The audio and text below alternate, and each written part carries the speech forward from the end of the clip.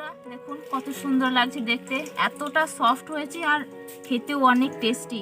তো আপনারা অবশ্যই একবার বাড়িতে ট্রাই করে দেখবেন কেমন হয়েছে। আমার এই পদ্ধতিতে বানালে খুবই সুন্দর হবে মিষ্টিগুলো।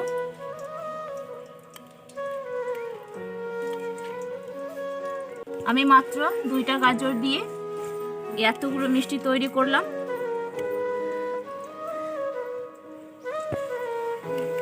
তো ভালো লাগলে প্লিজ ফ্রেন্ডস একটা লাইক আর সাবস্ক্রাইব করে দেবেন। তো আমি আপনাদের একটা ভেঙে দেখিয়ে দিচ্ছি কতটা সফট হয়েছে।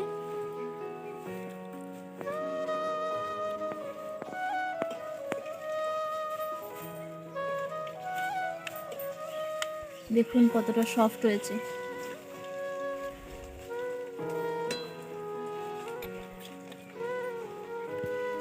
তো প্লিজ ফ্রেন্ডস আপনাদের কাছে অনুরোধ করছি একটা সাবস্ক্রাইব করে দেবেন।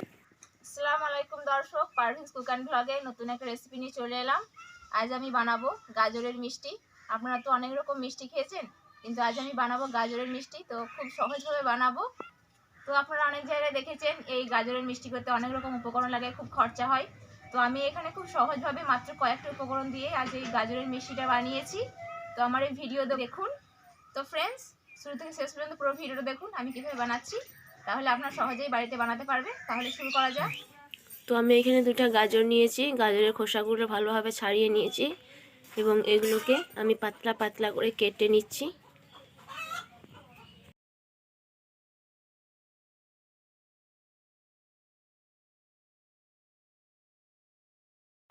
এরপর আমি এই গাজরের টুকরোগুলোকে আরও ছোটো ছোটো টুকরো করে কেটে নেব, তারপর মিক্সিতে ব্লেন্ড করে নেব।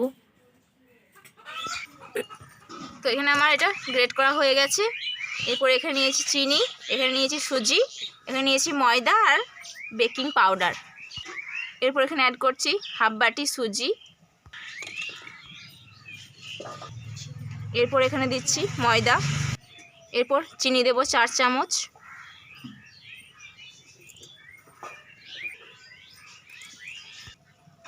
এরপর এখানে দেবো একটু দুধ।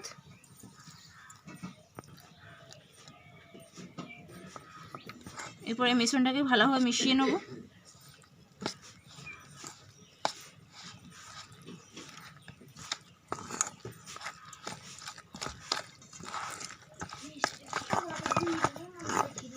তো এটাকে আমি খুব ভালোভাবে মাখিয়ে নিচ্ছি, প্রায় 5 মিনিট ধরে এটাকে আমি ভালোভাবে মাখিয়ে নেব। তো ফ্রেন্ডস আমার এই ভিডিওটা ভালো লাগলে অবশ্যই একটা সাবস্ক্রাইব করার রিকোয়েস্ট রইল আপনাদের কাছে। তো এটা আমার এখানে তৈরি করা হয়ে গেছে ব্যাটারটা। এরপর এটাকে আমি 10 মিনিট রেস্টে রেখে দেবো। একটা কড়াই বসিয়ে দিয়েছি। এরপর এখানে দিয়ে দিচ্ছি সিরার জন্য 1 বাটি চিনি, আর এই 1 বাটি চিনির জন্য আমি 2 বাটি জল দেব। ওই বাটিরই মাপ করে আমি 2 বাটি জল দিয়ে দিচ্ছি।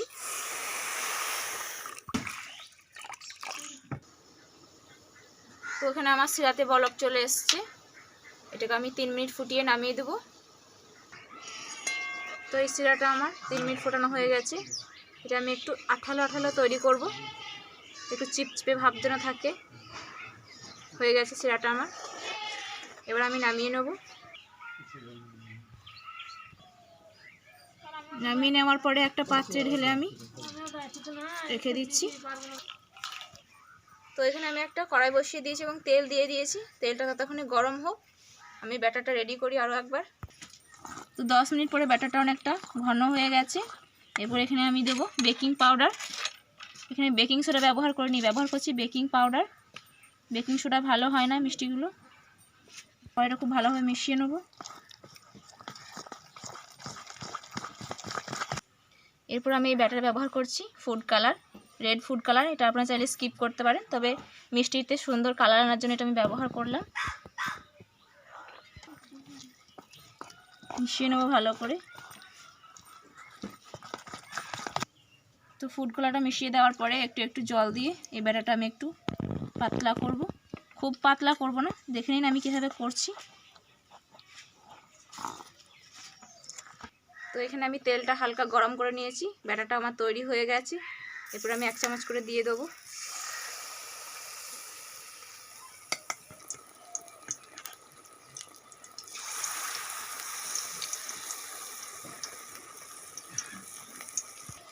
আমার মিষ্টির এক পিঠ হয়ে গেছে, এই পিঠ উল্টে দিচ্ছি।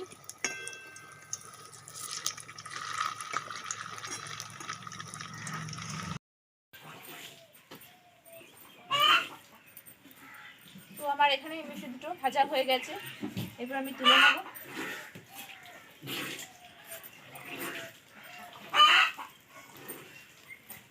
তো তুলে নেওয়ার পরে আমি সরাসরি শিরাতে দিয়ে দেবো।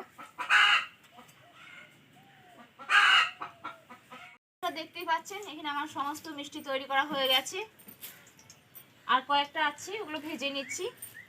তো আমি আপনাদেরকে দেখিয়ে দিচ্ছি কেমন হয়েছে। বন্ধুরা আমি একটা প্লেটে ভালোভাবে সাজিয়ে নিই। বন্ধুরা দেখুন কত সুন্দর লাগছে দেখতে, এতটা সফট হয়েছে আর খেতেও অনেক টেস্টি। তো আপনারা অবশ্যই একবার বাড়িতে ট্রাই করে দেখবেন কেমন হয়েছে। আমার এই পদ্ধতিতে বানালে খুবই সুন্দর হবে মিষ্টিগুলো।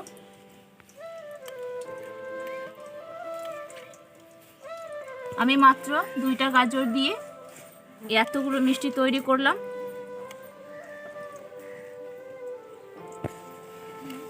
তো ভালো লাগলে প্লিজ ফ্রেন্ডস একটা লাইক আর সাবস্ক্রাইব করে দেবেন। তো আমি আপনাদের একটা ভেঙে দেখিয়ে দিচ্ছি কতটা সফট হয়েছে।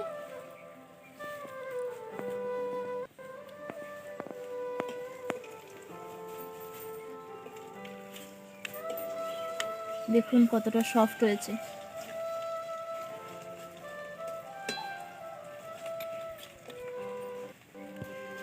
তো প্লিজ ফ্রেন্ডস আপনাদের কাছে অনুরোধ করছি একটা সাবস্ক্রাইব করে দেবেন।